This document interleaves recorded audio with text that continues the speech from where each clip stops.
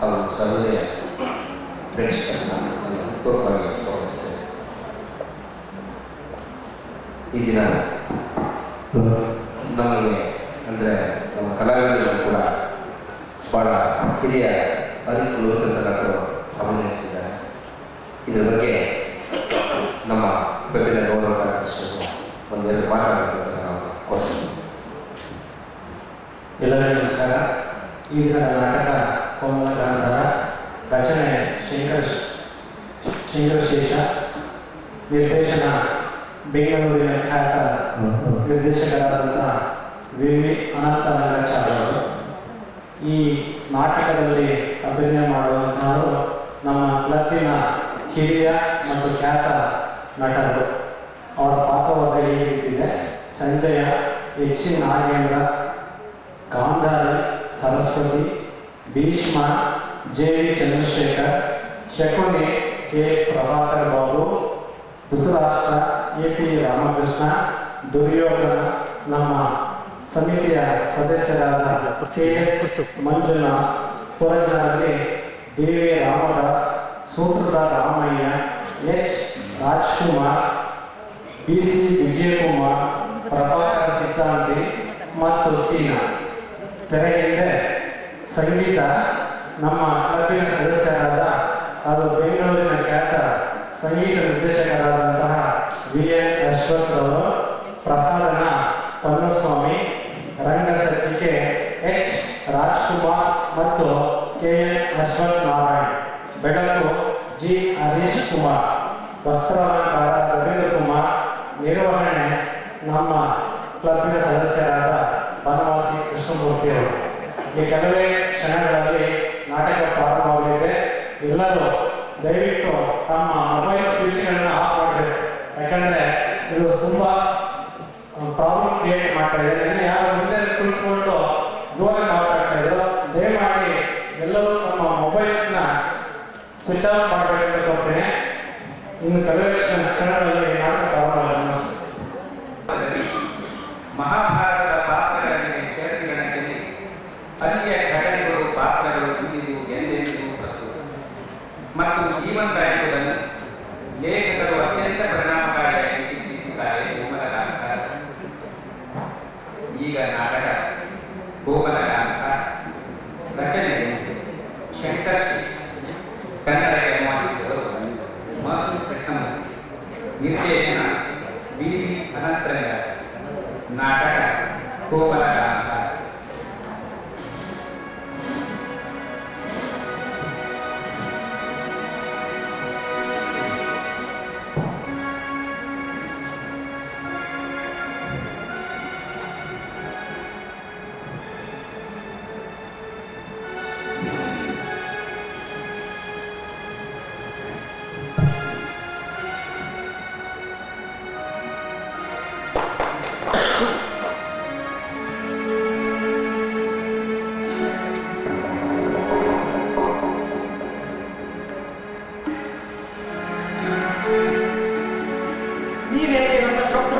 ಗಾಂಧಾರಿಗೆ ಪುನರಾವರ್ತಿಸಿದೆ ಸಂಜಯ. ಬಾಯಿಂದ ಬಂದು ಬಿಟ್ಟಿರುವ ಸತ್ಯವನ್ನು ಎಲ್ಲಿಯವರೆಗೆ ಮುಚ್ಚಲಿಲ್ಲ. ಇಂದಲ್ಲ ನಾಳೆ, ನಾಳೆಯಲ್ಲ ನಾಳೆ. ಆದರೆ ನಾಳೆಗಾಗಿ ಇಂದಿನ ಕೂಗು ಏಕೆ? ಏಕೆಂದರೆ ಅದು ನಾಳೆಗೆ ಹೊರಗಾಗಬಾರದು ಎಂದು ಗಾಂಧಾರಕ್ಕೆ ಹೋಗುವ ಮುನ್ನೊಂದು. ಇದರ ಬಗ್ಗೆ ನಿಮಗೆ ಸೂಚನೆಯನ್ನು ಕೊಡಿ. ಗಾಂಧಾರದ ಗಡಿ ಚಿಹ್ನೆಗೆ ಅಂತಿಮ ಪ್ರಣಾಮ ಎಂಬ ಮಾತಿನ ಪ್ರಭಾವವೇನಾಯಿತು ಅವಳ ಮೇಲೆ ಬೆಚ್ಚಿಬಿದ್ದರು. ಅಂದರೆ ಹೆದರಬೇಕು. ಸತ್ಯದ ಸುಳಿವು ಆಗಿಲ್ಲ ಅವಳು. ಆದರೆ ನಿಮ್ಮ ಈ ಮಾತುಗಳು ಅವಳ ಮೇಲೆ ಬಂಡೆಯಿಟ್ಟರು. ಅದು ಸಹಜ. ಇಷ್ಟೊಂದು ನಿರುದ್ವೇಗ, ಇಷ್ಟೊಂದು ನಿಸ್ಸಂಗ, ಅನ್ಯಾಯ ಮಾಡಿದ ಮೇಲೆ ಇಷ್ಟೊಂದು ಶಾಂತಿ, ಇದು ಅನೀತಿ ಅಲ್ಲವೇ ಆರ್ಯ? ಏನು ನಾನು ವ್ಯಾಖ್ಯಾನ ಬೇಕೇ, ಆದರೆ ಇದು ರಾಜನೀತಿ ಎಂದು. ಅಂದರೆ ನೀನು ಸಾಧಾರಣ ಮಾತಿಗೆ ಕೊಂಚ ಹೆಚ್ಚೇ ಮಹತ್ವ ನೀಡುತ್ತಿದ್ದೀರಿ. ಈ ವಿವಾಹದಲ್ಲಿ ಈ ಹುಡುಗಿಗೂ ಮಹತ್ವವಿಲ್ಲ, ಧೃತರಾಷ್ಟ್ರನಿಗೂ ಮಹತ್ವವಿಲ್ಲ. ಇದಾದ ಮೇಲೂ ವಿವಾಹ. ಕೌರವರಿಗೆ ಉತ್ತರಾಧಿಕಾರಿ ಬೇಡವೇ? ಅದಕ್ಕಾಗಿ ಅಗತ್ಯವಿದೆ ಎರಡು ಶರೀರಗಳು, ಮತ್ತೆ ಒಂದು ಕರ್ಮಕಾಂಡ, ಬಹುಶಃ ಒಂದು ಒಳಸಂಚು.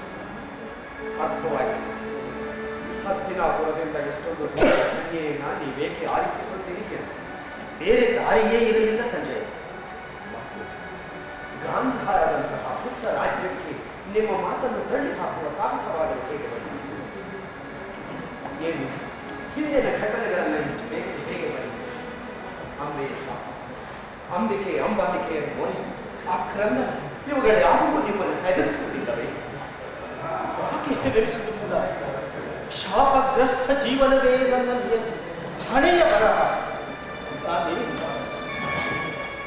ಜೀವನ ಸಂಕಷ್ಟಕ್ಕೆ ತಾನೇ ಎಂದಿಗೂ ಶಾಪಗ್ರಸ್ತವಾಗುವುದಿಲ್ಲ. ಸ್ವಲ್ಪ ಜನ ಬಹುಪಾಲು ಜನರ ತಾಯಿಯೇ ಜೀವನವನ್ನು ಶಾಪಗ್ರಸ್ತವನ್ನಾಗಿ ಮಾಡಿಬಿಡುತ್ತಾರೆ. ನಂತರ ತಾವೇ ನ್ಯಾಯವನ್ನು ಹುಡುಕಿಕೊಳ್ಳಬಹುದು. ಸಂಜಯ, ಹಾಗಾದರೆ ಧೃತರಾಷ್ಟ್ರನನ್ನು ಅವಿವಾಹಿತನನ್ನಾಗಿ ಇರುತ್ತದೆ. ಇರಲಿ ಬಿಡಿ, ಏನಾಗುತ್ತದೆ ಈಗ? ಗುರುವಂಶ ಕೊನೆಗೊಳ್ಳುವುದಿಲ್ಲವೇ? ಕೊನೆಗೊಳ್ಳಲೇ ಬಿಡಿ. ಅದನ್ನು ಉಳಿಸಿಟ್ಟುಕೊಳ್ಳಲು ನೀವೇನು ಗುತ್ತಿಗೆಯನ್ನು ಹೊಂದಿಲ್ಲ. ಹಾಗೆ ಯಾವ ವಂಶ ತನ್ನ ಆಂತರಿಕ ಶಕ್ತಿಯಿಂದ ತನ್ನನ್ನು ಉಳಿಸಿಕೊಳ್ಳಲಾರದೆ ಹೋಗುತ್ತದೆಯೋ ಅಂತಹದನ್ನು ನೀವು ಉಳಿಸಿಟ್ಟರೆ ಉಳಿದಿದ್ದೇನೆ. ನಿನಗೆ ಅರ್ಥವಾಗುವುದಿಲ್ಲ ಸಂಜಯ್. ನಾನು ಅರ್ಥ ಮಾಡಿಕೊಳ್ಳ ಬಯಸುತ್ತೇನೆ. ರಾಜಕೀಯ ಮನುಷ್ಯನ ತನ್ನ ತನಕ್ಕೆ ಅಸ್ತಿತ್ವವನ್ನೇ ನುಂಗಿ ಬಿಡುವುದು ನನಗೆಂದಿಗೂ ಹಿಡಿಸುವುದು ಅರ್ಥವಾಗುತ್ತದೆ. ಪ್ರತಿಯೊಬ್ಬ ಅಂಗಹೀನ ಕುರುಡನಿಗೂ ಮದುವೆಯಾಗಲೇಬೇಕಾದ ಅಗತ್ಯವಿದೆ. ರಾಜಕೀಯದ ಅಗತ್ಯವಿಲ್ಲ. ಆದರೆ ಒಂದು ವಿಷಯವನ್ನು ನೀವು ನೆನಪಿನಲ್ಲಿಟ್ಟು, ಈ ಹುಡುಗಿ ಕಾಶಿರಾಜನ ಹೆಣ್ಣು ಮಕ್ಕಳಿಗಿಂತ ತೀರಾ ಆ 3 ಜನ ಹುಡುಗಿಯರು ಯುದ್ಧದಲ್ಲಿ ಗೆದ್ದ ವಸ್ತುಗಳಾಗಿದ್ದರು. ಆದರೆ ಈಕೆ ಈಗ ಹಿಂದಿರುಗುವುದು ಸಾಧ್ಯವಿಲ್ಲ. ಹಾಗಾಗಿ ಧೃತರಾಷ್ಟ್ರದ ಮದುವೆ, ಅವನು ಮದುವೆಯನ್ನಲ್ಲದೆ ಬೇರೆ ಏನನ್ನು ಮಾಡಿಕೊಳ್ಳಬಲ್ಲ. ಮತ್ತೆ ನನ್ನ ಉದಾಹರಣೆ, ಅವನು ಕುರುಡ, ನಾನು ಅಲ್ಲ. ಇದರಿಂದ ಏನು ಅಂತರ ಉಂಟಾಗುತ್ತದೆ? ಆರ್ಯ, ತುಂಬಾ ಅಂತರ ಉಂಟಾಗುತ್ತದೆ ಸಂಜಯ್. ಕುರುಡನ ಬಳಿ ಇರುವುದಿಲ್ಲ. ಅವನು ಕಾಣಲಾರ ತನ್ನ ಮಾತಿನ ಪ್ರತಿಕ್ರಿಯೆಯನ್ನು ಬೇರೆಯವರ ಮುಖದ ಮೇಲೆ, ಅವನು ಬಾಚಿಕೊಳ್ಳಲಾರ ಪ್ರೇಮವನ್ನು, ಮತ್ತೆ ಕೆರಳಿಸಲಾರ ತಿರಸ್ಕಾರವನ್ನು, ವಿದ್ವೇಷ. ಅವನಿಗೆ ಸಹಾನುಭೂತಿ ಸಿಕ್ಕುವುದಿಲ್ಲವೇ? ಯಾಕೆ ಸಿಕ್ಕುವುದಿಲ್ಲ ಸಂಜಯ? ಕುರುಡನಿಗೆ ಬೇಕಾಗಿಲ್ಲ ಸಹಾನುಭೂತಿ. ಅವನಿಗೆ ಬೇಕು ಆತ್ಮೀಯತೆಯ ಗಂಧ ಹಾಗೂ ಸ್ಪರ್ಶ ತುಂಬಿದ ಶರೀರ. ಅವನಿಗೆ ಬೇಕು ಒಂದು ಮೂಳೆ ಮಾಂಸ ತುಂಬಿದ ಉರುಗು. ಅಥವಾ ನಿಮ್ಮಲ್ಲಿ ಉಳಿದಿರುವುದು ಒಂದೇ ಅಂಗಹೀನರ ಉದ್ಧಾರ.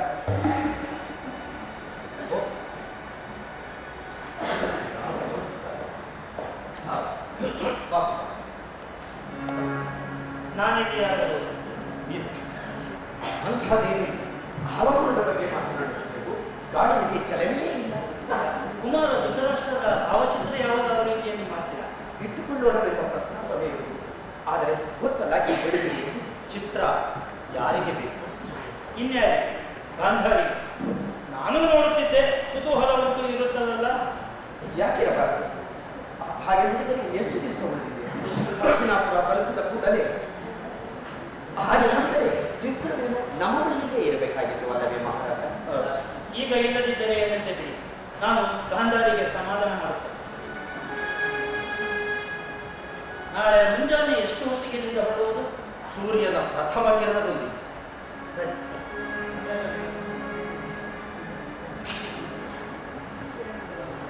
ನೋಡಿದ್ದೀರಾ, ಹಸ್ತಿನಾಪುರ ಗಾಂಧಾರ್ಯ ಉತ್ಸವವೇ ಹೆಚ್ಚುತ್ತಾ ಅವಳ ಕನಸುಗಳು ಹೆಪ್ಪುಗಟ್ಟುತ್ತಿವೆ. ನಾನು ಶಕುನಿಯ ಬಗ್ಗೆ ಯೋಚಿಸುತ್ತಿದ್ದೇನೆ. ಅವನೇಕೆ ಜೊತೆಗೆ ಬಂದ? ಮದುವೆಯಲ್ಲಿ ತವರು ಮನೆಯ ಪ್ರತಿನಿಧಿಯೊಬ್ಬರು ಯಾರಾದರೂ ಇರಲೇಬೇಕಲ್ಲ? ಅಥವಾ ಗಾಂಧಾರ ರಾಜನಿಗೆ ಈ ಅನಿಷ್ಟವನ್ನು ಕಳೆದುಕೊಳ್ಳಲು ಇದಕ್ಕಿಂತಲೂ ಮಿಗಿಲಾದ ಅವಕಾಶ ಸಿಗುತ್ತಿರಲಿಲ್ಲವೆಂದು ಕಾಣುತ್ತದೆ. ಒಳ್ಳೆಯದು. ಹಸ್ತಿನಾಪುರ ತಲುಪುವವರೆಗೂ ಯಾರಿಗೂ ವಸ್ತುಸ್ಥಿತಿಯ ಸುಳಿವು ಸಿಕ್ಕಬಾರದು. ಅಂದರೆ ಯಾರು ಎಷ್ಟೇ ಪ್ರಶ್ನೆಯನ್ನು ಕೇಳಲಿ ಉತ್ತರ ಮಾತ್ರ ಮೌನ. ಹೌದು, ಈ ಮೌನವನ್ನು ಕಾಪಾಡುವ ಹೊಣೆ ನಿನ್ನದು. ನಾಳೆಯಿಂದ ನಾವು ನಮ್ಮ ಪಯಣದ ಗತಿಯನ್ನು ದ್ವಿಗುಣಗೊಳಿಸಬೇಕು.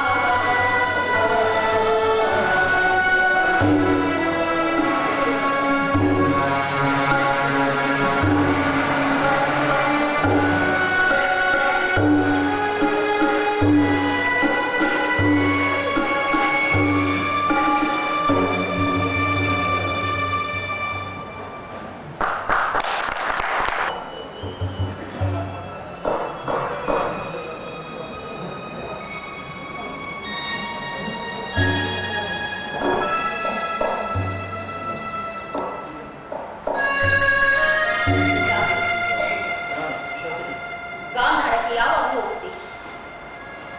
ಈಗ ನನ್ನ ಮದುವೆ ಮುಗಿ ಗಾಂಧಾರದ ಪ್ರಾತಿನಿಧ್ಯವನ್ನು ಮಾಡಲಿಲ್ಲ. ತಂದೆಯವರು ಇಲ್ಲಿಯ ವಿಷಯ ಕೇಳಲು ಕಾತುರಾಗಿದ್ದಾರೆ. ಇಲ್ಲ, ನಾನು ಹಿಂತಿರುಗಿ ಹೋಗುವುದಿಲ್ಲ. ಯಾಕೆ? ಹಸ್ತಿನಾಪುರ ನಿನಗೆ ಅಷ್ಟೊಂದು ಹಿಡಿಸಿದೆ, ಅಥವಾ ರಾಜನ ಭಾವ ಮೈದುನ ಎನ್ನಿಸಿಕೊಳ್ಳುವುದರಲ್ಲಿ ಗೌರವ? ಇಲ್ಲ, ಇಲ್ಲಿಯ ದ್ಯೂತ ಗೃಹಗಳು ಗಾಂಧಾರಕ್ಕಿಂತಲೂ ಚೆನ್ನಾಗಿತ್ತು. ನನ್ನ ಮಾತು ಕೇಳು, ಹಿಂದಿರುಗಿ. ತಂದೆ ಇರುವ ತನಕ ನೀನೆಂದಿಗೂ ರಾಜನಾಗದೇ ಇರಬಹುದು. ಆದರೆ ಏನಾಗುವ ನಮ್ಮನೆಲ್ಲ ನಮ್ಮದಲ್ಲದೆ. ರಾಜ್ಯಮಾನ ಎಂದೂ ಇರಲಿಲ್ಲ. ನಾನು ಮಾಡಿದ್ದೇನೆ, ನಾನು ಇದರಿಂದ ಕಾಲ ತೆಗೆಯುವುದು. ಅಂದರೆ ಎಲ್ಲರ ಮುಂದೆ ನಿನ್ನ ಹಾಗೆ ನಾನು ಪ್ರತಿಜ್ಞೆ ಮಾಡುವುದಿಲ್ಲ. ಹಾಗೆ ಮಾಡಿದರೆ ಅದರ ಅರ್ಥವೇ ಸೋತು ಹೋಗಿದೆ. ನಾನು ಮೌನ ಪ್ರತಿಜ್ಞೆ ಮಾಡಿದ್ದೇನೆ, ಇದರಿಂದ ಕಾಲ ತೆಗೆಯುವುದು. ಯಾಕೆ? ನಿನ್ನ ಪ್ರತಿಜ್ಞೆಯ ಸಹಜ ಪರಿಣಾಮ. ಎಲ್ಲವನ್ನು ಮೊದಲೇ ತಿಳಿದಿದ್ದು ಗಾಂಧಾರದಲ್ಲೇ ಯಾಕೆ ಹೇಳಲಿಲ್ಲ ನನಗೆ ನಿಜದ ಸರಿ? ದಾರಿಯಲ್ಲಿ ಬರುವ ಒಂದು ಮಾತು ಅದನ್ನು ಬಳಸಿದ ಒಂದು ಭಾಗವಾಗಿದೆ. ಈಗ ಈ ರೀತಿ ಆರೋಪ ಬರುತ್ತೆ ಅಂತ ನನಗೆ ಮೊದಲೇ ಗೊತ್ತಿದೆ. ನೀನೇ ಯಾಕೆ? ನಿನ್ನ ಸ್ಥಾನದಲ್ಲೇ ಬೇರೆ ಯಾರೇ ಇದ್ದರೂ ಇದೇ ರೀತಿ ಆರೋಪ ಹೊರಿಸುತ್ತಿದ್ದರೂ ನನ್ನ ತಡೆಯಲ್ಲ. ಆದರೆ ಸತ್ಯ ತೀರ ಭಿನ್ನ ಕಾಂತಾರಿ. ಮತ್ತದೇ ಸುಳ್ಳು ಆರೋಪ. ಅಂದ್ರೆ ನಿನಗೆ ಮೊದಲಿನಿಂದಲೂ ಏನು ಗೊತ್ತಿರಲಿಲ್ಲವೇ ಶ್ರೀ? ಅದಕ್ಕೆ ಅಲ್ಲವೇ ನಿಮ್ಮ ತಂದೆಯವರಿಗೆ ನನಗೆ ಸಾಕ್ಷಾತ್ ಭಾವನೆ. ನಾನು ಭೀಷ್ಮನ ಮೇಲೆ ತಪ್ಪು ಹೊರಿಸುವುದಿಲ್ಲ, ಆತನಿಗೆ ಅಗತ್ಯ. ಆದ್ದರಿಂದ ಕಣ್ಣ ಮುಂದೆ ಒಳ ಸಂಚಲನದ ಬೇರೆ ಹಾದಿಯೇ ಇರಲಿಲ್ಲ. ನನ್ನ ತಂದೆ ಹೇಗೆ ಭಾಗಿಯಾದ ತನ್ನ ಸಂತತಿಯ ವಿರುದ್ಧ ರಚಿತವಾದ ಈ ಒಳಸಂಚಿನಲ್ಲಿ ಅವನೇಗೆ ಇಂಥ ಹೀನ ಕಾರ್ಯ ಮಾಡಿದ? ಅವರಿಗೆ ನನಗೆ ಬೇರೆ ಒಳಗಡೆ ರಾಜಕೀಯ ಮನುಷ್ಯನನ್ನು ಇಷ್ಟು ಕೆಳಕ್ಕೆ ತಳ್ಳುವುದು. ಹಾಗಾಗಿ ನಾನು ಮೊದಲೇ ಒಂದು ದಾಸನಿರುವುದು. ಆದರೆ ನಿಜಕ್ಕೂ ನಿನಗೆ ಏನು ಗೊತ್ತಿದ್ದರೆ ನನಗೆ ಇಲ್ಲಿಯವರೆಗೂ ಬರಲು ಬಿಡುತ್ತಿದ್ದೇನೆ. ಮೃಳುತ್ತಿರುವ ಭೀಷ್ಮ ಹಾಗೂ ಸೈನಿಕರ ತಲೆಗಳು ಅಡ್ಡ ಬಂದಿದ್ದರೆ ಅವರನ್ನು ನಾವು ಸೋಲುತ್ತಿದ್ದೇವೆ. ಆದರೆ ಪ್ರತಿಭಟನೆಯೇ ಇಲ್ಲದೆ ರಾಜಿ ಮಾಡಿಕೊಂಡು ಅಭಿಪ್ರಾಯ ಮಾಡಿದ ಕಳೆದ ಗಾಂಧಾರಕ್ಕೆ ತಗೊಂಡಿದ್ದೆ. ಈಗ ಯಾವ ಊರಿಗೆ ಹೋಗುದು? ನನ್ನ ಜನರಿಗೆ ಏನೆಂದು ಹೇಳಲಿ? ಯಾಕೆ? ಕಣ್ಣಿಗೆ ಪಟ್ಟಿ ಕಟ್ಟಿಕೊಂಡು ನಿನ್ನ ನೈತಿಕ ಸಮಸ್ಯೆಯನ್ನು ನಾನು ಪರಿಹರಿಸಿಲ್ಲವೇ? ಗಾಂಧಾರಕ್ಕೆ ಈಗ ಒಬ್ಬ ಮಹಾಸತಿಯನ್ನು ಸೃಷ್ಟಿಸಿದ ಗೌರವ ಸಂದಿಲ್ಲವೇ? ಈಗ ನಿನ್ನನ್ನು ಪ್ರಶ್ನಿಸುವ ಅಧಿಕಾರ ಯಾರಿಗೆ? ಗಾಂಧಾರಿ, ಜನ ನಮ್ಮದಲ್ಲ, ತಮ್ಮ ಭಾವನೆಗಳಲ್ಲಿ ನಂಬಿಕೆಗಳಲ್ಲಿ ಬದುಕುತ್ತಾರೆ. ಚತುರಮತಿಗಳಾದ ಜನರಿಗೆ ಎಂದೂ ಕೊರತೆ ಇಲ್ಲ. ಜನ ನೇರವಾಗಿ ಕೇಳುತ್ತಾರೆ. ಧೃತರಾಷ್ಟ್ರನ ಕುರುಡು ಗಾಂಧಾರಿಗೆ ಮೊದಲೇ ಗೊತ್ತಿದ್ದರೆ ಗಾಂಧಾರದಲ್ಲೇ ಯಾಕೆ ಕಣ್ಣಿಗೆ ಪಟ್ಟಿ ಕಟ್ಟಿಕೊಳ್ಳಲಿಲ್ಲ? ತಂದೆಯವರು ಧೃತರಾಷ್ಟ್ರನ ತೇಜಸ್ಸು ಸೌಂದರ್ಯದ ಬಗೆಗೆ ಹಲವಾರು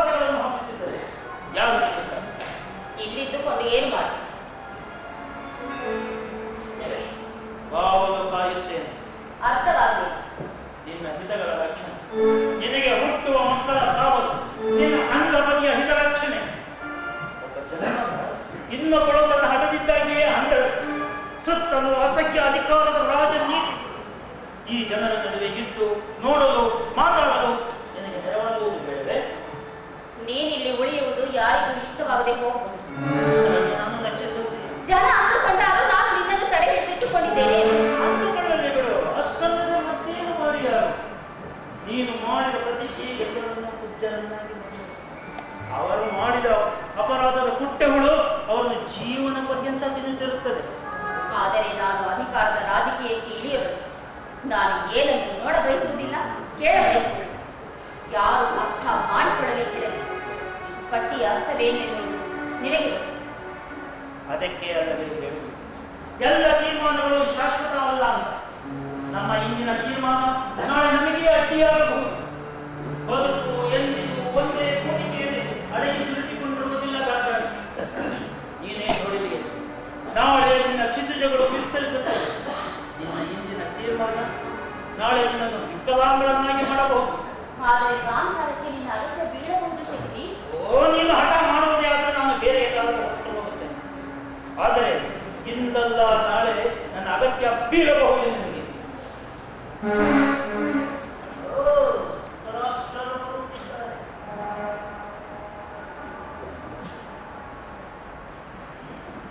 ಇಷ್ಟು ಔದಾಸೀನ್ಯವಾದರೆ ಬದುಕನ್ನು ಕಳೆಯುವುದಾದರೂ ಹೀಗೆ. ಜನ ನಿನ್ನಂತಹ ಪತಿವ್ರತ ಸ್ತ್ರೀಯನ್ನು ಕೊಂಡು ಧನ್ಯರಾಗಿದೆ. ನಗರದ ಜನರೆಲ್ಲ ನಿನಗೆ ಹೇಗೆ ಮಾಡುತ್ತಾರೆ. ಗುರು ವಂಶ ಯಥಾರ್ಥವಾಯಿತು.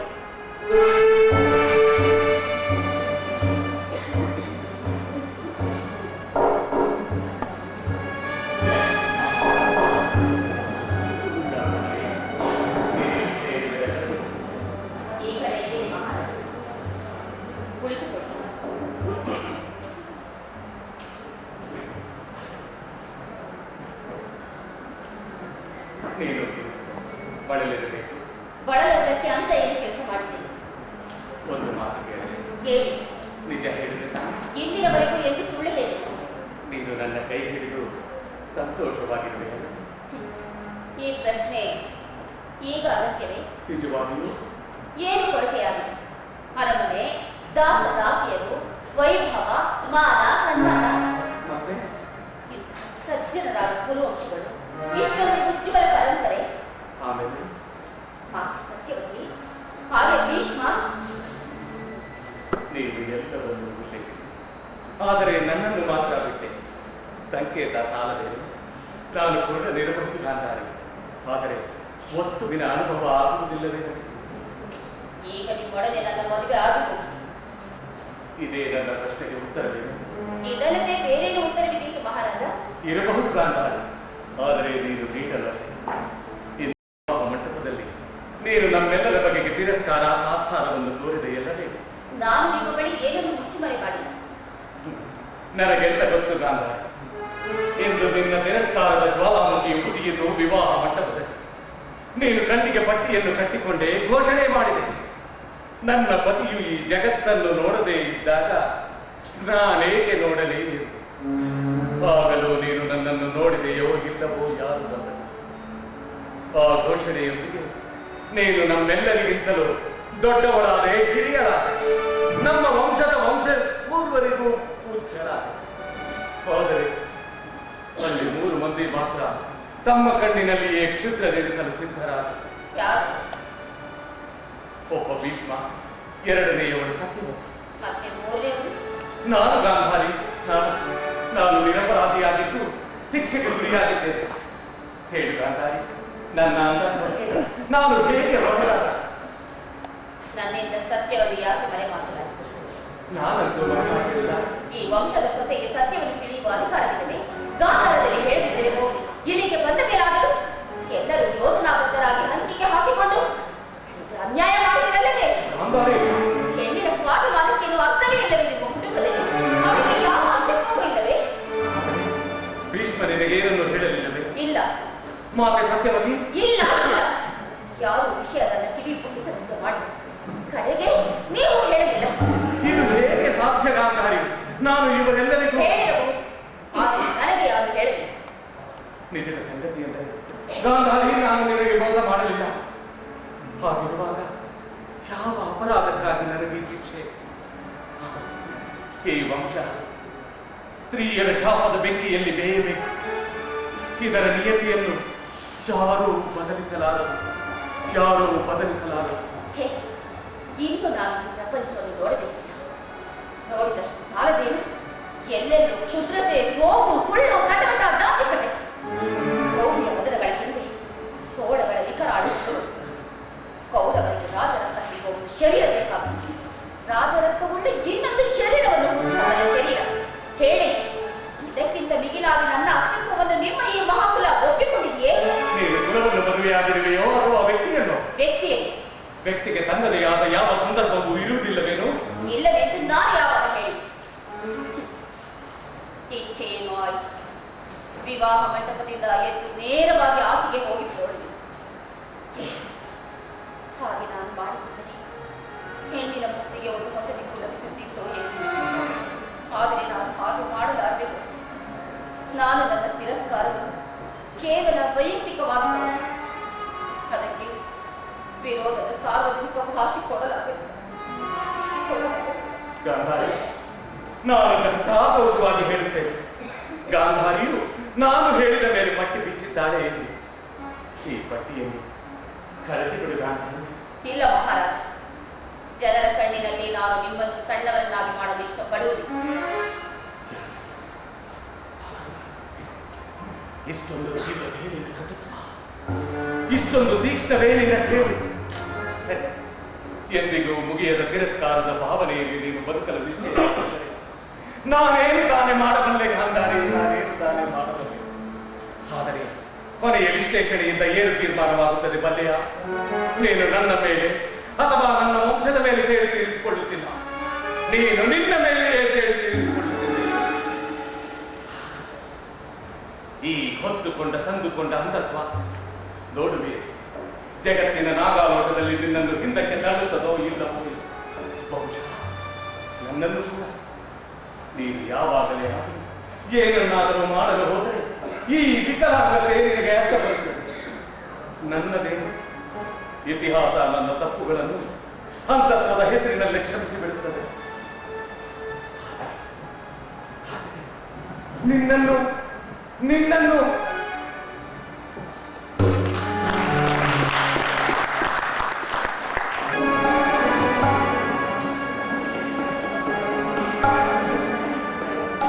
ಕೊನೆಗೂ ನೀವು ಯಾವುದನ್ನ ಬೇಡ ಅಂದಿದ್ದರೋ ಅದೇ ಆಯಿತಲ್ಲ. ವಿಷಯ ಇಷ್ಟೊಂದು ತೊಡಕಾಗುತ್ತದೆ ಎಂಬ ಕಲ್ಪನೆಯನ್ನು ನಾನು ಮಾಡಿದೆ. ಇದರ ಅರ್ಥ ಗಾಂಧಾರಿ ಮತ್ತು ಧೃತರಾಷ್ಟ್ರರ ನಡುವೆ ಯಾವ ಸಂಬಂಧವೂ ಇಲ್ಲ. ಆಶ್ಚರ್ಯ. ಧೃತರಾಷ್ಟ್ರನಿಗೆ ಅರ್ಥವಾಗುವುದು ನಿಮಗೆ ಅರ್ಥವಾಗುವುದಿಲ್ಲ. ಕೊನೆಗೂ ಯಾತನೆಯನ್ನು ಯಾರು ಅನುಭವಿಸುತ್ತಿದ್ದಾರೆ? ನೀವು, ಅವನು. ಅವನ ಮನಸ್ಸಿನಲ್ಲಿ ನಿಮ್ಮ ಬಗ್ಗೆ ಏನು ಗೌರವ ಮೂಡಿದೆ? ನನಗೆ ನನ್ನ ಗೌರವದ ಚಿಂತೆ ಅಷ್ಟಾಗಿ ಇಲ್ಲ ಸಂಜಯ. ಆದರೆ ಇಲ್ಲಿ ನೀವಿಲ್ಲದೆ ಏನು ನಡೆಯುವುದೇ ಇಲ್ಲ ಎಂದು ನಿಮಗನ್ನಿಸುತ್ತದೆ. ಇದೇ ಒಂದು ಕ್ರಮ. ಸತ್ಯವತಿಯ ಮನಸ್ಸು ನೋಯಿದೆ. ನೀವು ಇನ್ನು ಏನನ್ನೂ ಮಾಡಲು ಹೊರಟಿದ್ದೀರಿ. ಹೌದು, ಪಾಂಡುವಿನ ಎರಡನೆಯ ಮದುವೆ. ಪಾಂಡುವಿನ ಎರಡನೆಯ ಮದುವೆ. ಶಕುನಿಯ ಬಗ್ಗೆ ಎಂದಾದರೂ ಯೋಚಿಸಿದ್ದೇನೇನೋ ನೀವು? ಅವನೇಕೆ ಇಲ್ಲಿ ಬಿದ್ದಿದ್ದಾನೆಂದು ಯಾರಿಗೆ ಗೊತ್ತಿದೆಯೋ ಎನ್ನೋ. ಪಾಂಡುವಿನ ಅಸಹಾಯಕತೆಯಂತೂ ಅವನಿಗೆ ಚೆನ್ನಾಗಿಯೇ ಗೊತ್ತು. ಈ ಶಕುನಿ ನಮ್ಮ ಮನೆಯ ವಿಷಯದಲ್ಲಿ ಏಕೆ ತಲೆ ಹಾಕುತ್ತಿದ್ದಾನೆ? ಅದಕ್ಕೆ ಹೇಳುತ್ತಿದ್ದೇನೆ, ನೀವು ಕಟ್ಟುತ್ತಿದ್ದೀರಿ ಕಾಣದ ಗೋಡೆಗಳನ್ನು. ನೀವು ಸಮಯದೊಂದಿಗೆ ಎಷ್ಟು ಅಸಹಾಯಕರಾಗುವಿರೆಂದರೆ ನಿಮ್ಮ ಮಾತನ್ನು ಯಾರೂ ಕಿವಿಯ ಮೇಲೆ ಹಾಕಿಕೊಳ್ಳುವುದು ಇಲ್ಲ ಸಂಜಯ್, ಹಾಗಾಗಲಾರದು ಎಂದು ನನಗೆ ಪೂರ್ಣ ನಂಬಿಕೆ ಇದೆ.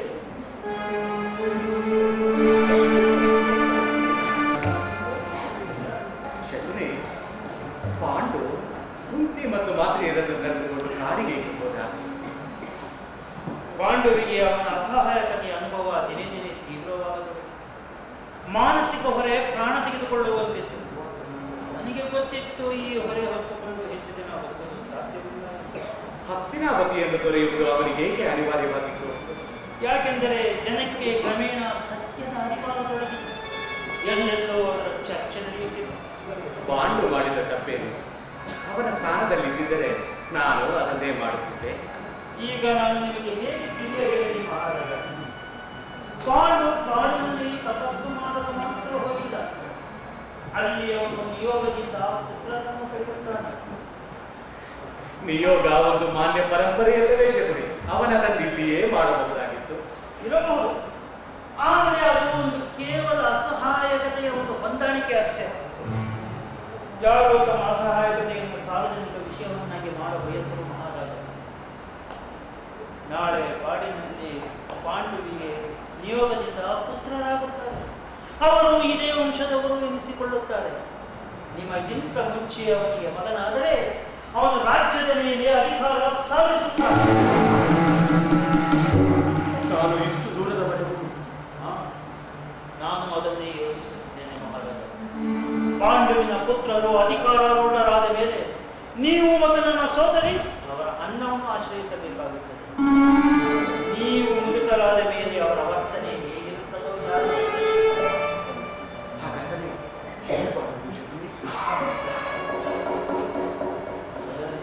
ಮೇಲಾಗಿ ನಿಮ್ಮನ್ನು ಅಧಿಕಾರದಿಂದ ಕೆಳಗೆ ತಳ್ಳುವುದು ಅವರಿಗೆ ಸಾಧ್ಯವಿಲ್ಲ. ಮೊದಲನೆಯದಾಗಿ ನೀವು ಮುದುಕರು, ಎರಡನೆಯದಾಗಿ ಅಪುತ್ರರು. ಹಾಗಾದರೆ ಭೀಷ್ಮ ನಮಗಾಗಿ ಏನನ್ನು ಮಾಡುವುದಿಲ್ಲ. ಯಾರ ಹೆಸರು ಹೇಳಿದ್ರಿ ಮಹಾರಾಜ? ಮಗ ಹುಟ್ಟಿದ ಕೂಡಲೇ ನ್ಯಾಯ ಪಾಂಡವಿನ ಕಡೆ ಆಗುವುದು. ದಾಸಿಯ ಪುತ್ರ ಎಂದಿಗೂ ರಾಜನಾಗಲಾರ ಮಹಾರಾಜ. ಶಕುನಿ, ಹೇಗೆ ನನ್ನ ಮಾತು ನಿಮಗೆ ಕೆಟ್ಟದು ಎನಿಸಿದ್ದೇನು? ನಾನು ನಿಮ್ಮ ಮೇಲೆ ತಪ್ಪು ಹೊರಿಸುವುದಿಲ್ಲ. ನೀವು ನಿರೀಕ್ಷಿಸಿದ್ದನ್ನೆಲ್ಲ ನನ್ನ ಸೋದರಿಯ ನಿರೀಕ್ಷಿಸಿದ ದಾಸಿ ನಿಮಗೆ ಕೊಟ್ಟಳು